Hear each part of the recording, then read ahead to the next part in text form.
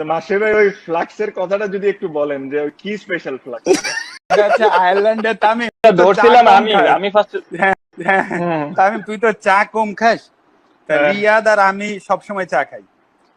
তো হ্যাঁ, সোহেল ভাই ইফতারির পরে সবসময় আমাদের চা ডেফিনেটলি উনি বানায় আনবে। তো যাই হোক, ওইখানে তো টয়লেট করার পরে ওই যে পুষার নাই, রাইট? হ্যাঁ। তো সবাই তো বোতল ইউজ করে। তো উনিও ভাই, ওনার কাছে পুরো পানির তো প্যাকেট ভরা থাকে, উনি আরামসে বোতল ইউজ করতে পারে, উনার বোতলে হবে না। উনি কি করে, উনি এই কেতলির ভেতরে পানি ভরে ওইটা ইউজ করে। আচ্ছা, এখন কেতলি তো আর প্রত্যেক রুমে দুইটা নাই, রাইট? না, একটা একটা করে। রিয়াদ কি একটা করে। কারণে, রিয়াদ কি কারণে রুমে গেছে, যে দেখে কেতলিটা ইসের পরে রয়েছে, বাথটবের পরে বসে আছে, ঠিক আমি রুমে কম্মতের গেছি, পাশে। ওনার ওনার টয়লেটে ঢুকছে, ঢুকে দেখি কেতলি। আমি বললাম যে কি ব্যাপার, কেতলি এই জায়গায় কেন? আমার তো মাথা মানে গরম হয়ে গেছে। আমি বললাম যে সোহেল ভাই, কেতলি এই জায়গায় কেন?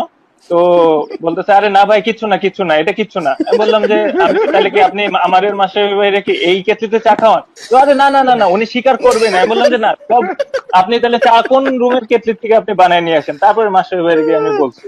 আর তো মাসের ভাই, আর সোহেল ভাই, প্রতি ভাই, আর সোহেল ভাই। প্রতিনিয়ত দুইটা দুইটা সপ্তাহ সে ওইটা ইউজ করছে টয়লেট করে, এবং আমাদের ওইটার ভেতরে চা বানায় সে খাওয়াই গেছে, ঠিক আছে।